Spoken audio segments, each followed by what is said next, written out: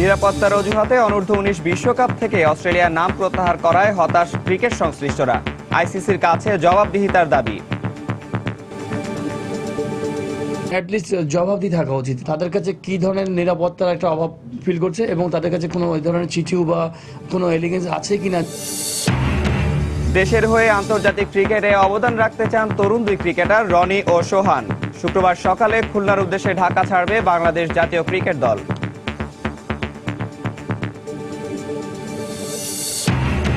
সিলেটে জিম্বাবুয়ে সিরিজের খেলা না হওয়ায় হতাশ স্থানীয়রা। হঠাৎ বাংলাদেশের খেলা দেখার উপলক্ষ পেয়ে দারুণ খুশি খুলনাবাসী।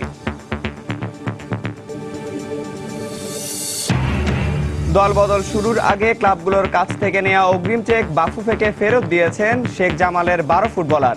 আগামী মৌসুমেও থাকবেন একই ক্লাবে।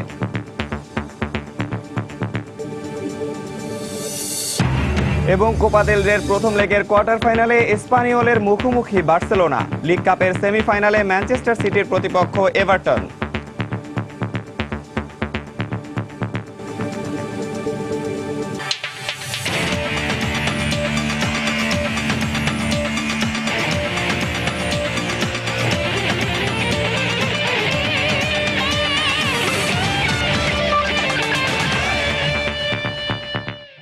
মাঠ ও মাঠের বাইরের খেলাধুলার নানা উত্তাপ ছড়ানোর সবশেষ খবর জানাতেই আমাদের নিয়মিত আয়োজন খেলার সময়। আর এই আয়োজনে আপনাদের সবাইকে স্বাগত জানাচ্ছি আমি নিয়ামতুল্লাহ বাবু।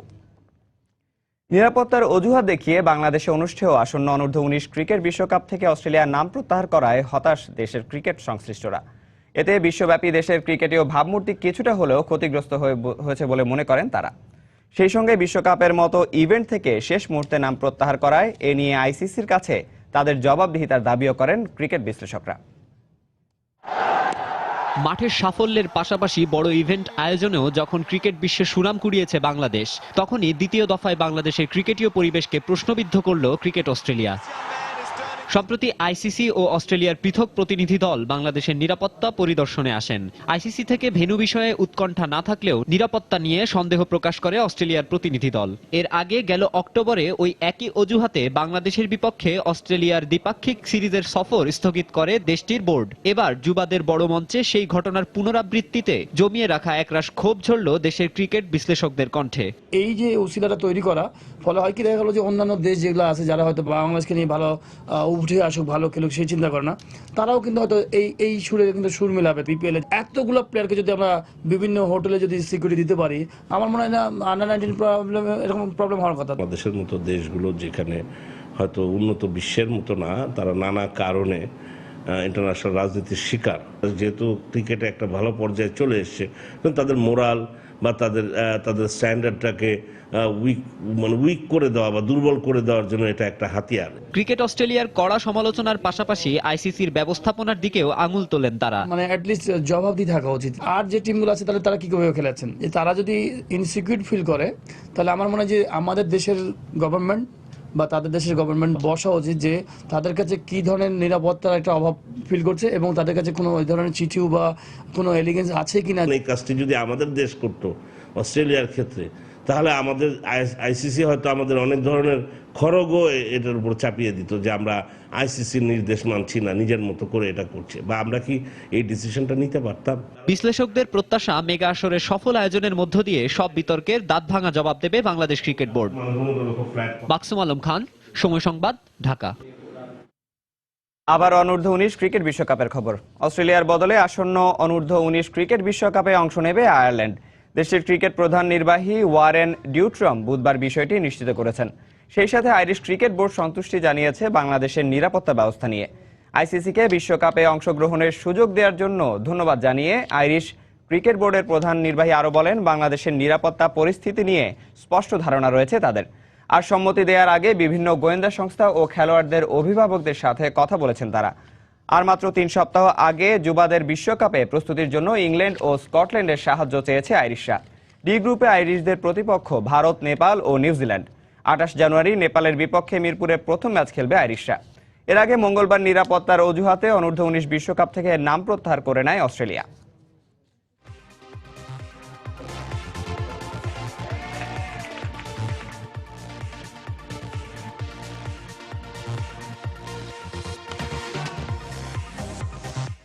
এবার টাইগার ক্রিকেট প্রসঙ্গ।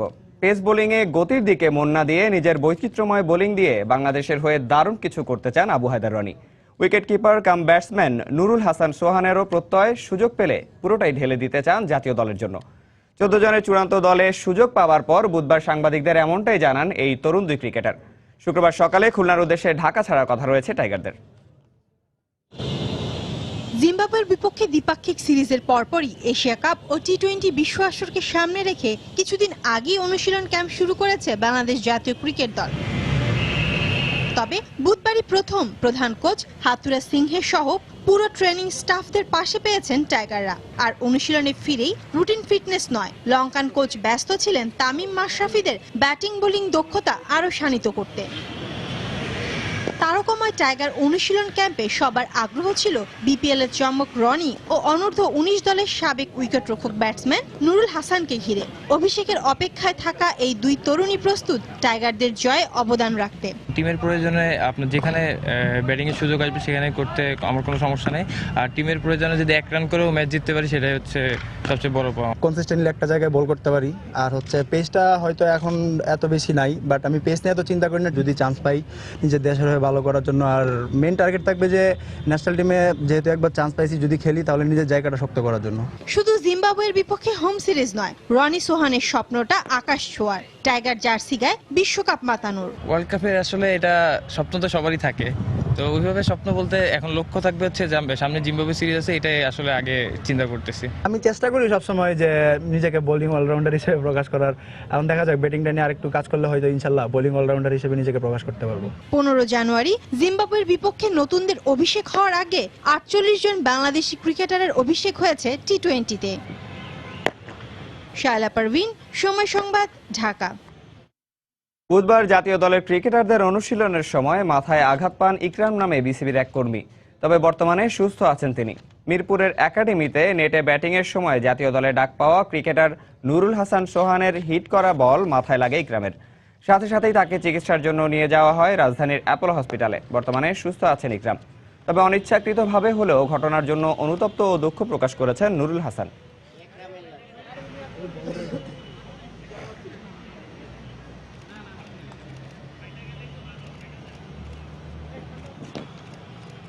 আসলে খারাপ লাগতেছিল নিজের কাছে, আর টেনশনে ছিলাম যে অনেকক্ষণ কি অবস্থা, যেহেতু অ্যাপোলোতে নিয়ে যাওয়া হয়েছে। তো লাস্ট পর্যন্ত শুনলাম যে আল্লাহ দিলে কোনো সমস্যা হয়নি। তারপর একটু নিজের রিলিফ মনে হইতেছে। যদি অন্যরকম কিছু হয়ে যেত তাহলে তো নিজের ক্ষমা করতে পারতাম না। যদিও খেলার সময় লাগছে, তারপর এটা নিয়ে চিন্তা করতেছিলাম।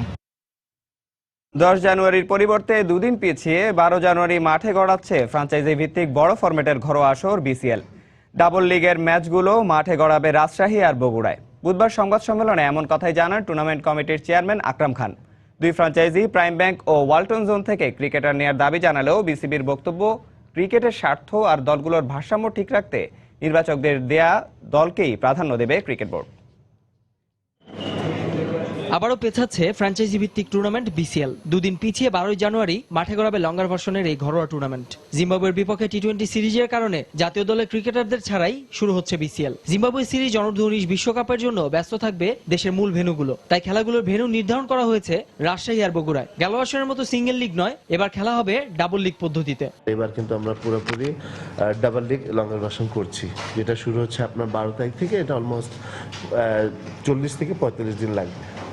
এবং আরেকটা জিনিস যে আমরা আগে রেস্ট ডে দিয়েছিলাম 2 দিন, বাট এবার কিন্তু ওটা আমরা বাড়িয়ে 3 দিন করছি।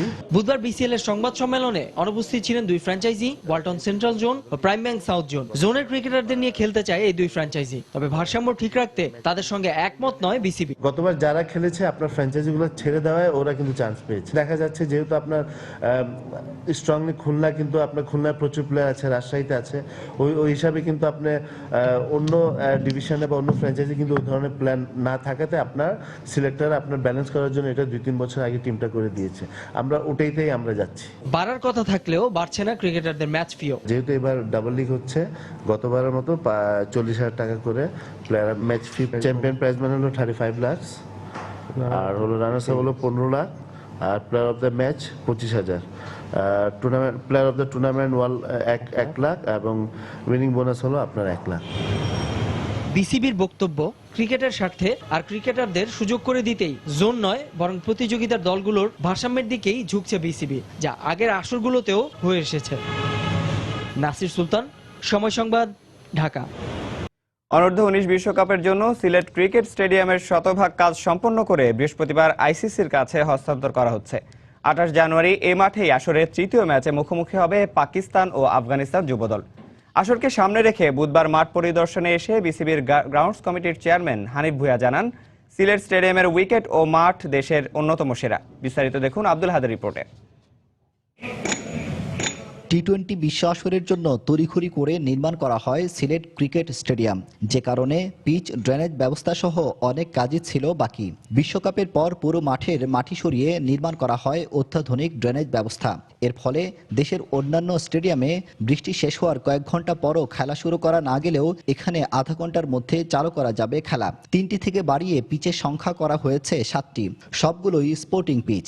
অন্যান্য মাঠের পিচ ইট দিয়ে তৈরি হলেও এখানে ব্যবহার করা হয়েছে স্টোন। এছাড়া গ্রাউন্ড স্ট্যান্ড, মিডিয়া বক্স সহ সবকিছুর কাজ শেষ হয়েছে শতভাগ। সবাই মিলে একটা সুন্দর মাঠ সিলেটবাসীকে আমরা উপহার দেওয়ার চেষ্টা করেছি এবং কাজও শেষ করেছি। পিচের বৈশিষ্ট্য আমি আগে বলেছি, আমি স্পোর্টিং অ্যান্ড বাউন্সিং। আধুনিক পিচ আমি যদি বলেন, সিলেট দিয়ে কিন্তু শুরু হলো। সিলেটে আধুনিক ড্রেনেজ সিস্টেম আছে। জিম্বাবুয়ের সাথে টি-20 সিরিজ হওয়ার কথা ছিল এই স্টেডিয়ামে, কিন্তু ঘোষণার 3 দিনের মাথায় অন্যত্র সরিয়ে নেয় তীব্র প্রতিক্রিয়ার সৃষ্টি হয়েছে সিলেটে। ক্রিকেট বোর্ডের কর্মকর্তারা জানান, আইসিসির বাধ্যবাধকতার কারণে এখানে ম্যাচ আয়োজন করা যায়নি। তারা যে অভিযুক্ত করেছে সেটা আমি মনে করি একটা ভিত্তিহীন অভিযোগ। ওই অবস্থায় আমাদের দেশ নাই। যে সিকিউরিটি পাসপোর্ট দেখাচ্ছে, আমি মনে করি যে এটা আমলে না নয় বেটার। আমরা সার্ভিস দিব শুধু, তার বাইরে আমাদের করার কিছুই নেই। এখানে যদি কে আসলো না আসলো সেটা দেখার বিষয় আমাদের না, আসলে আইসিসি। আমাদের 4টি ওয়ানডে হওয়ার কথা ছিল, এটা না হওয়ার যেভাবে আমাদের একটা দুঃখবোধ রয়েছে, পাশাপাশি কিন্তু আমরা লং রানে আমাদের লম্বা সময়ের জন্য বা ভবিষ্যতের জন্য ভালো হয়েছে। যুব বিশ্বকাপের পর শুরু হবে মাঠের গ্যালারি সম্প্রসারণের কাজ। এছাড়া আগামী 21 জানুয়ারি প্রধানমন্ত্রীর সিলেট সফরে আউটার স্টেডিয়ামের ভিত্তিপ্রস্তর স্থাপন করা হবে বলেও জানানো হয় বিসিবির পক্ষ থেকে। আব্দুল আহাদ, সময় সংবাদ, সিলেট। আগামী মার্চে অনূর্ধ্ব-19 বিশ্বকাপের জন্য 20 জানুয়ারির মধ্যে সিলেট ভেন্যু আইসিসিকে বুঝিয়ে দিতে হবে বিসিবিকে। এজন্য বাংলাদেশ ও জিম্বাবুয়ের মধ্যকার 2টি টি-20 ম্যাচ সিলেটে আয়োজনের কথা থাকলেও শেষ মুহূর্তে ম্যাচের ভেন্যু পরিবর্তন করে খুলনায় স্থানান্তর করেছে বিসিবি। এদিকে বিসিবির এমন সিদ্ধান্তে হতাশ সিলেটের সমর্থকরা। ভবিষ্যতে বিষয়টি বিবেচনা করে সিলেটে আরও আন্তর্জাতিক ম্যাচ আয়োজনেরও দাবি তাদের। আর সবগুলো ম্যাচ খুলনায় হওয়ায় আনন্দে ভাসছেন খুলনার সমর্থকরা। দীর্ঘদিন পর আন্তর্জাতিক ক্রিকেট ফিরেছে সিলেটে, হোক না প্রতিপক্ষ জিম্বাবুয়ে। প্রথমবারের মতো সাকিব, তামিম, মাশরাফিদের খেলা দেখাটাই বড় ছিল ক্রিকেট প্রেমীদের মাঝে। ক্রিকেট উন্মাদনায় মেতে ওঠার এই উপলক্ষকে সামনে রেখে অপেক্ষার প্রহর গুনছিল সমর্থকরা। কিন্তু হঠাৎই বিনা মেঘে বজ্রপাতের মতো ভেন্যু পরিবর্তন করেছে বিসিবি। সিলেট আন্তর্জাতিক ক্রিকেট স্টেডিয়াম থেকে সবগুলো ম্যাচ সরিয়ে নেওয়া হয়েছে খুলনায়। জিম্বাবুয়ে ও বাংলাদেশের মধ্যকার 4টি ম্যাচই হবে এখন খুলনা শেখ আবু নাসের স্টেডিয়ামে। ওয়ার্ল্ড টি-20 আসরের বেশ কয়েকটি ম্যাচও হবে সিলেট আন্তর্জাতিক ক্রিকেট স্টেডিয়ামে, তবে সেখানে বাংলাদেশের কোনো ম্যাচ থাকছে না। পাকিস্তান, অস্ট্রেলিয়া, শ্রীলঙ্কা ও আফগানিস্তানের কয়েকটি ম্যাচ রাখা হয়েছে সিলেটে। 16,000 দর্শক ধারণ ক্ষমতার এই স্টেডিয়াম থেকে বাংলাদেশের ম্যাচ সরিয়ে নেয় হতাশ সিলেটের ক্রিকেট প্রেমীরা। টি-20 বিশ্বকাপ যেটা হয়েছে সেখানেও বাংলাদেশ টিমের কোনো খেলা ছিল না এই জায়গায়। আন্ডার-19 ক্রিকেট ওয়ার্ল্ড কাপ আপনি জানেন 28 তারিখ থেকে সিলেটে অনুষ্ঠিত হবে। সেই আন্ডার-19 ওয়ার্ল্ড কাপেও বাংলাদেশের কোনো খেলা নাই এই জায়গায়। যাদেরকে নিয়ে আমাদের এই তরুণরা স্বপ্ন দেখে, যেসব ক্রিকেটাররা স্বপ্নের ক্রিকেটার, বাংলাদেশ জাতীয় দল এখনো কিন্তু এই মাঠে নামে নাই। আমাদের দাবি হচ্ছে সিলেটে নিয়মিত আন্তর্জাতিক ক্রিকেট হোক, বাংলাদেশ জাতীয় দল এখানে পারফর্ম করুক। সিলেটবাসী উৎফুল্ল ছিলাম, এখন আমরা হতাশ, ক্ষুব্ধ। সিলেটের ক্রিকেট প্রেমীদের হতাশার দিনে আনন্দের দুয়ার খুলেছে খুলনার দর্শকদের মাঝে। শেখ আবু নাসের স্টেডিয়ামে বাংলাদেশ ও জিম্বাবুয়ের ম্যাচ আয়োজনের খবরে আনন্দের জোয়ারে ভাসছেন খুলনার সমর্থকরা। বিসিবিকে খুলনার পক্ষ থেকে আন্তরিক শুভেচ্ছা ও অভিনন্দন। খুলনার মাঠ বাংলাদেশের জন্য খুবই লাকি মাঠ। খুলনার মাঠে বাংলাদেশ সহজে হারে না। বিসিবিকে অনেক থ্যাঙ্কস খুলনার মাঠে এমন একটা খেলার অনুষ্ঠান করার জন্য। আমরা সামনে আরো অনেক খেলা দেখতে চাই। 15 জানুয়ারি শেখ আবু নাসের স্টেডিয়ামে প্রথম টি-20তে মুখোমুখি হবে জিম্বাবুয়ে ও বাংলাদেশ। পারভিন আক্তার, সময় সংবাদ। অপ্রত্যাশিতভাবে অধিনায়কত্ব থেকে সরে দাঁড়ালেন হাশিম আমলা। ইংল্যান্ডের বিপক্ষে কেপটাউন টেস্টে নেতৃত্ব ছেড়ে দেওয়ার কথা আনুষ্ঠানিকভাবে জানিয়েছেন তিনি। তার নেতৃত্বে 14টি টেস্টে 4 জয়, 6টি ড্র ও 4টি টেস্টে হারে দক্ষিণ আফ্রিকা। ব্যর্থতার মূল কারণ হলেও অধিনায়কত্ব ছেড়ে দেওয়াকে ব্যক্তিগত কারণ হিসেবে উল্লেখ করেছেন আমলা। 2014 সালে গ্রাহাম স্মিথের স্থলাভিষিক্ত হন তিনি। এরপর তার নেতৃত্বে দারুণ সময় পার করেছে প্রোটিয়ারা। কিছুটা বাজে সময় পার করলেও টেস্ট র্যাঙ্কিংয়ে এখনও 1 নম্বর দল দক্ষিণ আফ্রিকা।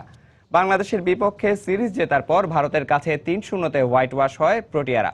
ইংল্যান্ডের বিপক্ষে 4 ম্যাচের প্রথম টেস্টে হারার পর দ্বিতীয় টেস্টে তার ডাবল সেঞ্চুরির ওপর ভর করে ড্র করে দক্ষিণ আফ্রিকা। রঙিন পোশাকের মতো সাদা পোশাকে হয়তো আমলার জায়গায় নেতৃত্বে দেখা যাবে এবি ডিভিলিয়ার্সকে। ক্রিস গেইলের অনভিপ্রেত মন্তব্যের প্রেক্ষিতে নিজের প্রতিক্রিয়া জানিয়েছেন অস্ট্রেলিয়ান ক্রীড়া সাংবাদিক মেলনি ম্যাকলাফলিন। বিগ ব্যাশের ম্যাচ চলাকালীন সময়ে সরাসরি সাক্ষাৎকারে নারী সাংবাদিককে অভিসারে যাওয়ার আমন্ত্রণ জানান ক্যারিবিয়ান ব্যাটসম্যান ক্রিস গেইল। বিশ্বের গণমাধ্যমে আলোচিত এই ঘটনার পরে নিজের প্রতিক্রিয়া জানালেন নেটওয়ার্ক 10 স্পোর্টসের সাংবাদিক ম্যাকলাফলিন। যা ঘটেছে তা অপ্রত্যাশিত। এর পরের ঘটনাগুলো দেখে আমি কিছুটা হতাশ। আমি শুধু আমার দায়িত্ব পালন করতে চেয়েছি। এই ধরনের কথার সাথে আমি অভ্যস্ত না। সর্বদা সমতা চাই এবং আমি আমার কাজে মনোযোগ দিতে চাই। তবে গেইল ক্ষমা চেয়েছে এবং আমিও এটা মেনে নিয়েছি। ক্রিকেট ইতিহাসে নতুন অধ্যায় যোগ করল ভারতের কিশোর ক্রিকেটার প্রণব ধনওয়ার। এক ইনিংসে 1000 রানের অবিশ্বাস্য কৃতিত্ব দেখিয়েছেন 15 বছর বয়সী ব্যাটসম্যান প্রণব, যা ক্রিকেট বিশ্বে সাড়া ফেলেছে। বিরল এ রেকর্ড গড়ার জন্য শচীন টেন্ডুলকার, মহেন্দ্র সিং ধোনির মতো বড় তারকা ক্রিকেটারদের অভিনন্দনে সিক্ত হয়েছেন এই প্রতিভাবান কিশোর ক্রিকেটার। এবারের প্রতিবেদনে থাকছে এই বিস্ময়কর কিশোর ক্রিকেটারকে নিয়ে। স্কুল ক্রিকেট টুর্নামেন্টের এক ইনিংসে 129টি বাউন্ডারি আর 59টি ওভার বাউন্ডারি মেরে 1000 রানের মাইল ফলক স্পর্শ করেন 15 বছর বয়সী কিশোর ক্রিকেটার প্রণব ধনওয়ারি। এর আগে 1899 সালে আর্থার কলিন্স 628 রানের পাহাড় গড়ে তাক লাগিয়ে দিয়েছিল ক্রিকেট বিশ্বকে। 116 বছর পর সে রেকর্ডকে ভেঙে নতুন ইতিহাস রচনা করল মুম্বাইয়ের এই কিশোর। মুম্বাই ক্রিকেট অ্যাসোসিয়েশন আয়োজিত স্কুল টুর্নামেন্টে আরিয়া গুরুকুল স্কুলের বিপক্ষে মাঠে নামে প্রণবের কেসি গান্ধী স্কুল। এই ম্যাচে এক ইনিংসে 323 বলে 1009 রানে অপরাজিত থাকেন মুম্বাইয়ের খুদে ব্যাটিং প্রতিভা প্রণব। রেকর্ড নিয়ে আমি চিন্তিত ছিলাম না, আমি শুধু ভেবেছি আমাকে ভালো খেলতে হবে আর স্কোর করতে হবে। প্রণবের এই বিরল সাফল্যে তাকে অভিনন্দন জানিয়েছেন ভারতের কিংবদন্তি ক্রিকেটার শচীন টেন্ডুলকার, মহেন্দ্র সিং ধোনি সহ ক্রিকেট সংশ্লিষ্টরা। ক্রিকেট বোদ্ধারা স্কুল ক্রিকেট টুর্নামেন্টকে হালকাভাবে দেখতে নারাজ, কেননা এর আগে মুম্বাই স্কুল ক্রিকেট টুর্নামেন্ট থেকে শচীন টেন্ডুলকার, রোহিত শর্মার মতো ক্রিকেটাররা জাতীয় দলের শক্তি বাড়িয়েছেন। অভিনন্দনের পাশাপাশি মহারাষ্ট্র রাজ্য সরকারের ক্রীড়া মন্ত্রণালয়ের পক্ষ থেকে প্রণবকে সব ধরনের সহায়তার আশ্বাস দেওয়া হয়েছে। সরকারের পক্ষ থেকে প্রণবের জন্য আমরা সর্বাত্মক সাহায্যের চেষ্টা করব, যেন ভবিষ্যতে ভারতকে আমরা বড় মাপের একজন ক্রিকেটার দিতে পারি।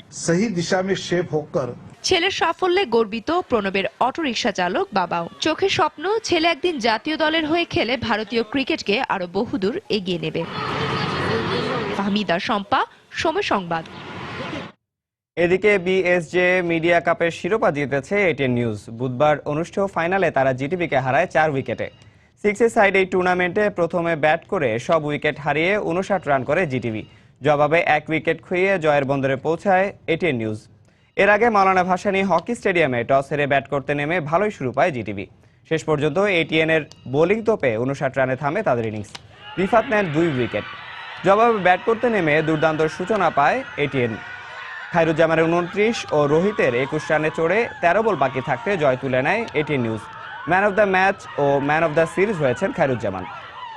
নতুন মৌসুমে ঘর ভাঙছে না শেখ জামাল ধানমন্ডি ক্লাবের। দলবদলে আনুষ্ঠানিকতা শুরু হবার আগেই ক্লাবগুলোর কাছ থেকে নেওয়া অগ্রিম চেক বাংলাদেশ ফুটবল ফেডারেশনের মাধ্যমে ফেরত দিয়েছে শেখ জামাল ধানমন্ডি ক্লাবের 12 জন ফুটবলার।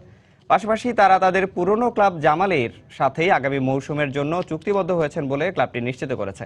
বুধবার বাফুফে ভবনে শেখ জামালের পক্ষ থেকে ক্লাবটির ফুটবল কমিটির চেয়ারম্যান আশরাফুদ্দিন চুন্নু ফুটবলারদের নেওয়া চেকগুলো আনুষ্ঠানিকভাবে বাফুফের সাধারণ সম্পাদকের হাতে তুলে দেন। দলবদলের আগেই ফুটবলারদের বিভিন্ন ক্লাব থেকে অগ্রিম অর্থ বা চেক নেওয়ার ঘটনা নতুন নয়। এবারও যেন সেই ধারাবাহিকতা দেখল বাংলাদেশের ঘরোয়া ফুটবল। দলবদলের তারিখ 28 জানুয়ারি থেকে শুরু হলেও অগ্রিম চেক নিয়ে ফেলেছিলেন শেখ জামালের 12 জন ফুটবলার। তবে পরবর্তীতে দেশের ঘরোয়া ও আন্তর্জাতিক পরিসরে নিজেদের ব্যস্ত সূচির কারণে আলোচনা সাপেক্ষে তাদের ধরে রাখার ব্যাপারে সিদ্ধান্ত নেয় শেখ জামাল। তারই প্রেক্ষিতে বিভিন্ন ক্লাব থেকে নেওয়া সেই 12 জন ফুটবলারের চেকগুলো বাফুফের মাধ্যমে ক্লাবগুলোকে ফিরিয়ে দেওয়ার পদক্ষেপ নেয় দেশের ফুটবলে বর্তমান সময়ে আলোচিত ক্লাব শেখ জামাল। সেই 12 জন ফুটবলারের সবাই বর্তমান সময়ে জাতীয় দলের হয়ে প্রতিনিধিত্ব করছেন, যেখানে গোলরক্ষক সোহেল চেক নিয়েছিলেন ঢাকা আবাহনীর কাছ থেকে। এছাড়া রায়হান, নাসির, মামুনুল, সোহেল রানা চট্টগ্রাম আবাহনীর কাছ থেকে ও ইয়ামিন, কেষ্ট, দিদারুল, ইয়াসিন, জামাল ভুঁইয়া, রানা এবং লিঙ্কন চেক নিয়েছিলেন শেখ রাসেলের কাছ থেকে। বিষয়টি কতটুকু বাইলজ পরিপন্থী সে বিষয়ে অবশ্য বাফুফে ও শেখ জামাল দুই পক্ষেরই উত্তরটা ছিল দায়সারা গোছের। এই প্লেয়ার তো আমার প্লেয়ার, এখনো পর্যন্ত আমার প্লেয়ার, আমার শেখ জামাল ধানমন্ডি ক্লাবের প্লেয়ার। এই ক্লাবে এই খেলোয়াড়রা আগামী বছরও খেলবে আমি আশা করি, যার জন্য আমরা আমাদের সামনে কয়েকটা টুর্নামেন্ট আছে, জানেন এফসি কাপের মতো একটা টুর্নামেন্ট আছে, তো ওইটা একটা বিশাল ব্যাপার। সবকিছু মিলে আমি মনে করি খেলোয়াড়রা তাদের যে বুদ্ধিমত্তার পরিচয় দিয়েছে, আমি খেলোয়াড়দেরকে থ্যাঙ্কস জানাই। আমাদের প্লেয়ার সংক্রান্ত যে কোনো ডিসপিউটস, প্লেয়ার এবং কোচ সংক্রান্ত যে কোনো ডিসপিউটস বাংলাদেশ ফুটবল ফেডারেশনের অন্যতম judicial standing committee, player status committee, তাদের সাথে আমরা কম্পিটেন্ট বডির কাছে এগুলো পাঠিয়ে দিব এবং সেগুলো তার আগে আমরা কিছুটা চেক করব এবং then only we can comment. সেই সাথে সবকিছু আইন মেনেই করা হচ্ছে বলে জানিয়েছেন তারা।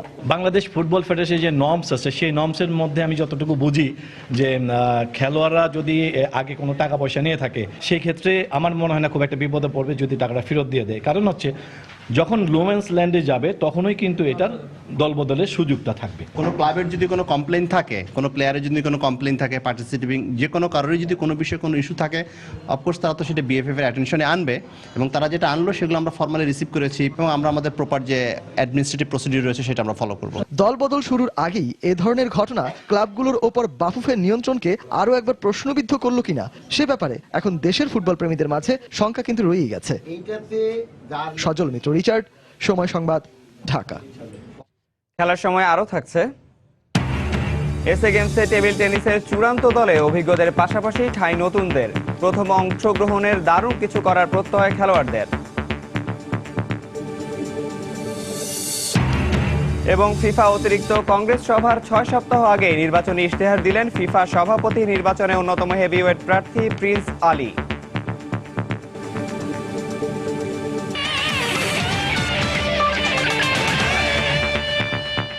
আর একদিন পরে শুরু হচ্ছে বঙ্গবন্ধু গোল্ড কাপের আসর। টুর্নামেন্টের জন্য এখন পুরোপুরি প্রস্তুত দুই ভেন্যু, ঢাকার বঙ্গবন্ধু স্টেডিয়াম ও যশোরের শামসুল হুদা স্টেডিয়াম। আসরের সার্বিক প্রস্তুতি নিয়ে বুধবার বাংলাদেশ ফুটবল ফেডারেশন বাফুফে ভবনে আনুষ্ঠানিকভাবে সংবাদ সম্মেলন করেছে টুর্নামেন্টের আয়োজক কমিটি, যেখানে নিরাপত্তা ব্যবস্থা থেকে দর্শকদের টিকিট ব্যবস্থাপনা সবকিছুই সংবাদ সম্মেলনে তুলে ধরেন বাফুফের নির্বাহী কমিটির কর্মকর্তারা। গেলবারের ভুলগুলো শুধরে বঙ্গবন্ধু গোল্ড কাপের এবারের আসর নিয়ে শুরু থেকেই বেশ সাবধানী বাংলাদেশ ফুটবল ফেডারেশন বাফুফে। দেশের নিরাপত্তা পরিস্থিতিকে অজুহাত বানিয়ে আগামী অনূর্ধ্ব-19 বিশ্বকাপ খেলতে বাংলাদেশে আসতে অপারগতা প্রকাশ করেছে অস্ট্রেলিয়া। তাই বঙ্গবন্ধু গোল্ড কাপের আগে এই নিরাপত্তা ব্যবস্থায় কোনো খুঁত রাখতে রাজি নয় আয়োজকরা। নিরাপত্তা ব্যবস্থা কেমন হবে, সেই সাথে অংশ নেওয়া সব দেশগুলো শেষ মুহূর্তে আদৌ আসরে অংশ নেবে কিনা, এসব বিষয়ই সংবাদ সম্মেলনের মাধ্যমে তুলে ধরেন বাফুফের কর্মকর্তারা। আমাদের দেশে সবকিছু স্বাভাবিক অবস্থা বিরাজ করছে। আমাদের দুই রাজনৈতিক দল একসাথে মিটিং করেছেন, তাদের বক্তব্য সবকিছু। আমি সবচেয়ে কম ট্রাফিক জ্যাম ছিল কালকে। আপনাদের যে ডিসিপ্লিন, এটা আন্তর্জাতিকভাবে আমার মনে করি আমাদের আরো আস্থা বাড়বে তাদের। আমাদের সব টিম ইনশাআল্লাহ আসবে। যেখানে অবস্থান করবে বিদেশি খেলোয়াড় এবং অফিসিয়ালরা এবং যে পথে যাতায়াত করবে এবং যেখানে অনুশীলন মাঠ এবং সর্বোপরি দুটি ভেন্যু যশোর শামসুল হুদা স্টেডিয়াম এবং ঢাকায় বঙ্গবন্ধু জাতীয় স্টেডিয়াম, এই সম্পূর্ণ এলাকার নিরাপত্তা এবং ট্রাফিক ব্যবস্থাপনা আমরা পরিকল্পনা করেছি এবং আমরা একটা নিশ্চিদ্র নিরাপত্তা ব্যবস্থা আমরা হাতে নিয়েছি। টিকিট ব্যবস্থাপনাতেও বেশ সাজানো গোছানো পরিকল্পনার ছাপ বাফুফের কর্মকাণ্ডে। 12,000 দর্শক ধারণ ক্ষমতা সম্পন্ন যশোরের স্টেডিয়াম সহ ঢাকায় অনুষ্ঠিত ম্যাচগুলোর টিকিট ব্যবস্থাপনার দায়িত্বে থাকবে বাফুফের সরাসরি হস্তক্ষেপ। 7টা গেট ওখানে ওপেন করা হবে, সেই অনুযায়ী আমরা প্রতিদিন 12,000 করে আমরা টিকিট ওখানে সাপ্লাই সেল করব। এই বঙ্গবন্ধু গোল্ড কাপের ticket printing Bangladesh football federation করছে। টিকিট যে বিক্রয় করার ব্যবস্থা সেটা আমাদের প্রত্যক্ষ তত্ত্বাবধানে হবে। পরিকল্পনার এই সাজানো গোছানো ছাপ এখন মাঠে কার্যকর অবস্থায় দেখতেই মুখিয়ে আছেন এদেশের ফুটবল প্রেমীরা। সজল মিত্র, রিচার্ড, সময় সংবাদ, Dhaka. Bangabandhu gold cup football tournament আয়োজন নিয়ে যশোরে সংবাদ সম্মেলন করেছে স্থানীয় আয়োজক কমিটি। বুধবার যশোর জেলা প্রশাসকের কার্যালয়ে সংবাদ সম্মেলনে আন্তর্জাতিক এই টুর্নামেন্টের সব রকম প্রস্তুতি তুলে ধরা হয়। এদিন জেলা প্রশাসক ছাড়াও বাংলাদেশ ফুটবল ফেডারেশনের গ্রাউন্ডস কমিটির চেয়ারম্যান ও জেলা ফুটবল অ্যাসোসিয়েশনের সভাপতি উপস্থিত ছিলেন।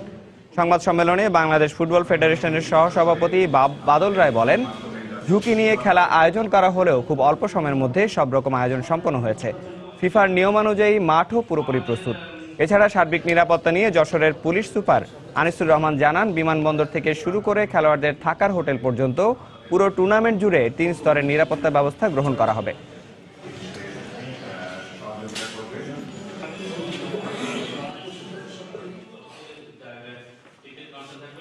অনেকটা রিস্ক নিয়ে আমরা যশোরে এসেছি।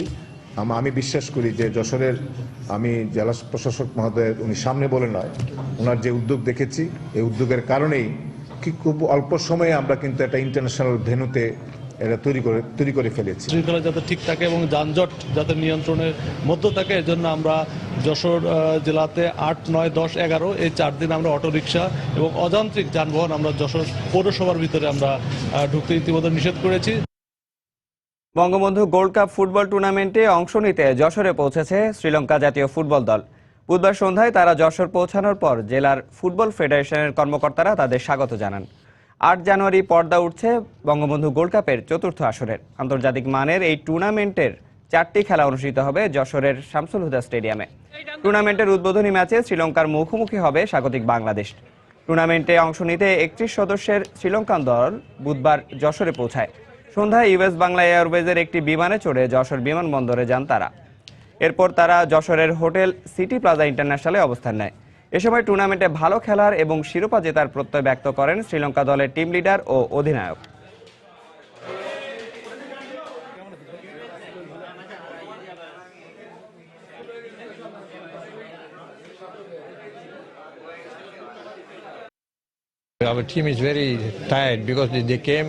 ভারতে সাফ খেলেই আবার বাংলাদেশে চলে আসতে হয়েছে, তাই খুব বেশি সময় পায়নি ছেলেরা। কিন্তু ক্লান্তি থাকলেও জয়ের জন্যই মাঠে নামবে ওরা। এ নিয়ে পুরোপুরি আত্মবিশ্বাসী দলের ছেলেরা।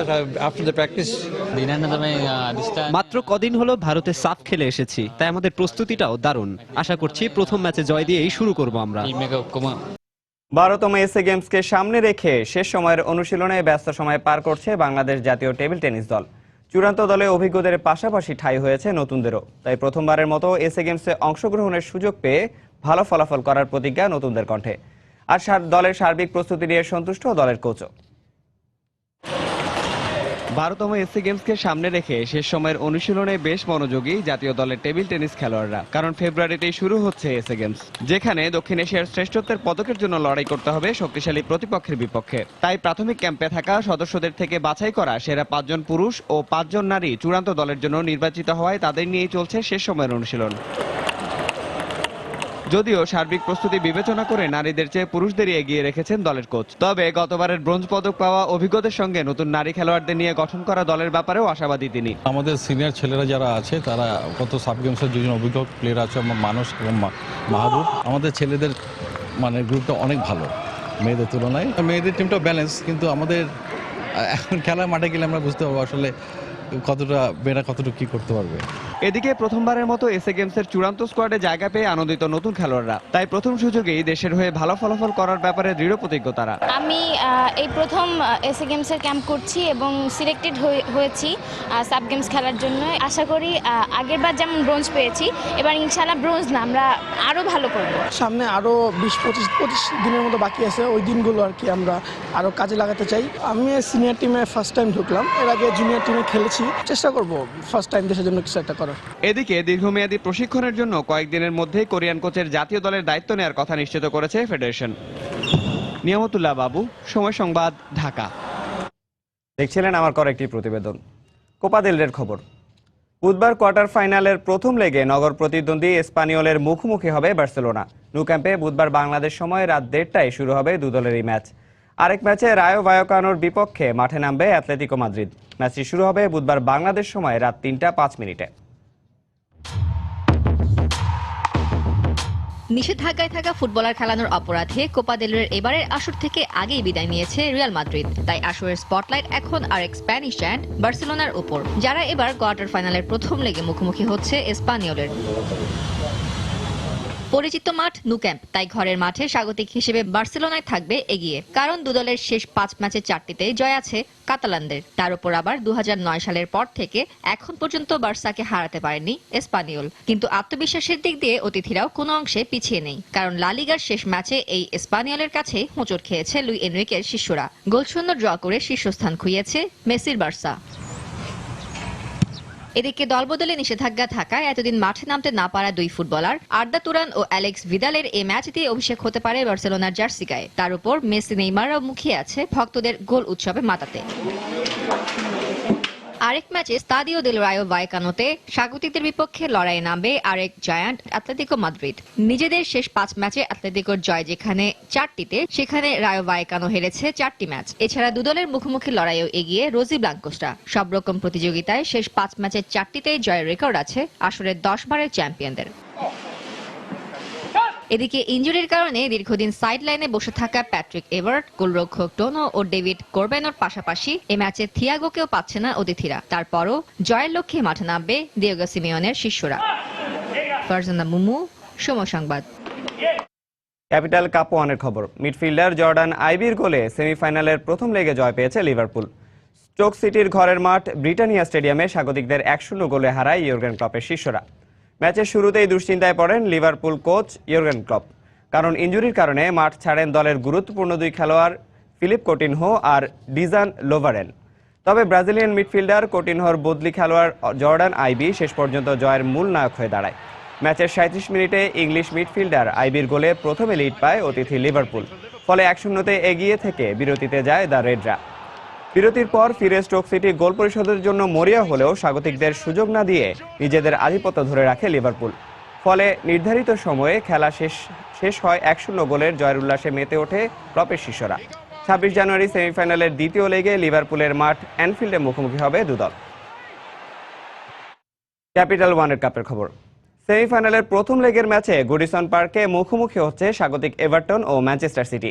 ম্যাচটি শুরু হবে বাংলাদেশ সময় রাত 2টায়। এদিকে প্রিমিয়ার লিগ সহ ক্যাপিটাল ওয়ান কাপে দুর্দান্ত খেলতে থাকা ম্যানচেস্টার সিটিতে রয়েছে ইনজুরির থাবা। দলের অন্যতম নির্ভরযোগ্য ফুটবলার উইলফ্রেড বনি ও কবজিতে ইনজুরির কারণে অধিনায়ক ভিনসেন্ট কোম্পানিও থাকছে না এই ম্যাচে। ফলে আগুয়েরো জাবালে তাদের উপর নির্ভর করেই সেমিফাইনালে এভারটনের বিপক্ষে মাঠে নামছে পেলেগ্রিনির শিষ্যরা। অন্যদিকে এভারটনের হয়ে এই ম্যাচে দলে ফিরছেন অধিনায়ক ফিল জাগিয়েলকা ও মিডফিল্ডার স্টিভেন পিয়েনার। তবে ম্যানচেস্টার সিটির বিপক্ষে সবশেষ 5 দেখার একটিতেও না হারার পাশাপাশি 2010 সেপ্টেম্বরের কোনো অ্যাওয়ে ম্যাচেও না হারায় রেকর্ড কিছুটা হলেও স্বস্তিতে আছে সিটিজেনরা।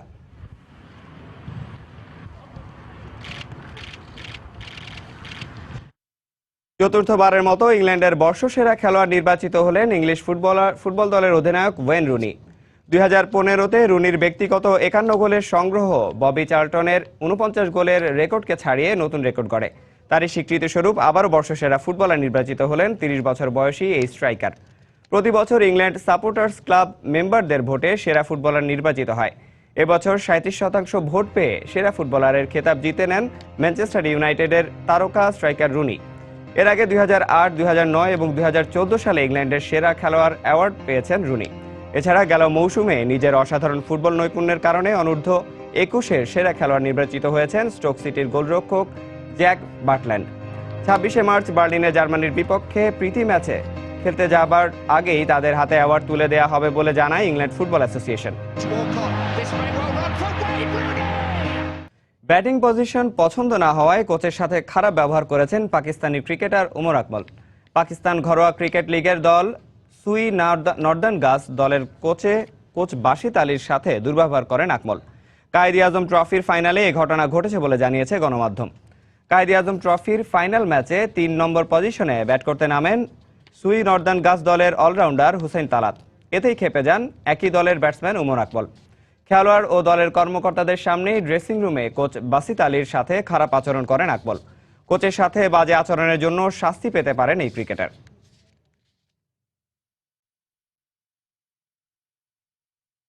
পুনর্বাসন প্রক্রিয়ার মধ্যে থাকা সালমান বাট ও মোহাম্মদ আসিফকে এখনই জাতীয় দলের জন্য বিবেচনা করা ঠিক হবে না, এমন মন্তব্য করেছেন পাকিস্তান জাতীয় ক্রিকেট দলের প্রধান নির্বাচক হারুন রশিদ।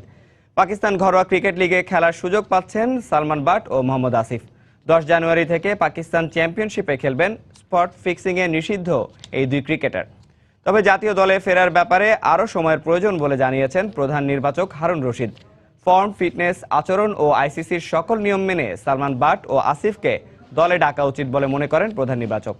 তবে সকল প্রক্রিয়া মেনেই জাতীয় দলে ডাক পেয়েছেন আরেক নিষিদ্ধ পেসার মোহাম্মদ আমির। পাকিস্তান জিও সুপার চ্যানেলকে জানিয়েছেন এই তথ্য হারুন রশিদ। ফিফা সভাপতি নির্বাচনে নির্বাচনী ইশতেহার প্রকাশ করেছেন জর্দানের প্রিন্স আলী বিন আল হুসেইন। ফিফা অতিরিক্ত কংগ্রেস সভার মাত্র 6 সপ্তাহ আগে নির্বাচনী ইশতেহার দিলেন ফিফা সভাপতি নির্বাচনে অন্যতম হেভিওয়েট প্রার্থী প্রিন্স আলী। গেল মে মাসে ফিফা সভাপতি নির্বাচনে সেপ ব্ল্যাটারের কাছে 133-73 ভোটে হেরে যান প্রিন্স আলী। তবে ডিসেম্বরে দুর্নীতির দায়ে সেপ ব্ল্যাটারকে 8 বছরের জন্য নিষিদ্ধ করে ফিফা এথিক্স কমিটি। ফলে ফিফা সভাপতির জন্য পদে লড়তে প্রস্তুত নিচ্ছেন প্রিন্স আলী। এর প্রেক্ষিতে 26 ফেব্রুয়ারি ফিফা সভাপতি ভোটের আগে নিজের নির্বাচনী ইশতেহার দিলেন জর্দানের ধনকুবের প্রিন্স আলী। ইশতেহারে 2026 বিশ্বকাপ ফুটবল পর্যন্ত নিজের পরিকল্পনার কথা জানিয়েছেন 44 বছর বয়সী জর্দানের নাগরিক। ফিফার পরিচ্ছন্ন ভাবমূর্তি ফিরিয়ে আনতে কার্যকরী ব্যবস্থা গ্রহণ ও আর্থিকভাবে শক্তিশালী করার কথাও জানান Prince Ali. Bayern Munich coach Pep গার্দিওলার সাথে নিজের তুলনা অপছন্দ রিয়াল মাদ্রিদ কোচ জিনেদিন জিদানের। গার্দিওলার সাথে তুলনা করা উচিত হবে না বলে মনে করেন জিদান। মঙ্গলবার শিষ্যদের নিয়ে প্রথমবার অনুশীলন শেষে সাংবাদিকদের মুখোমুখি হন ফ্রান্স ও রিয়াল মাদ্রিদের সাবেক কিংবদন্তি এই ফুটবলার। রাফায়েল বেনিতেজের পর কোচের দায়িত্ব দেয়া হয় রিয়াল মাদ্রিদের একাডেমি কোচ জিনেদিন জিদানকে। দায়িত্ব নেয়ার পর মঙ্গলবার শিষ্যদের নিয়ে প্রথম অনুশীলন করেন জিদান। সান্তিয়াগো বার্নাবুতে নতুন কোচের অধীনে অনুশীলন করেন রোনালদো, বেনজেমারা। পরে এক সংবাদ সম্মেলনে মাদ্রিদিস্তানদের নিয়ে নিজের লক্ষ্যের কথা জানান এই ফরাসি সুপারস্টার।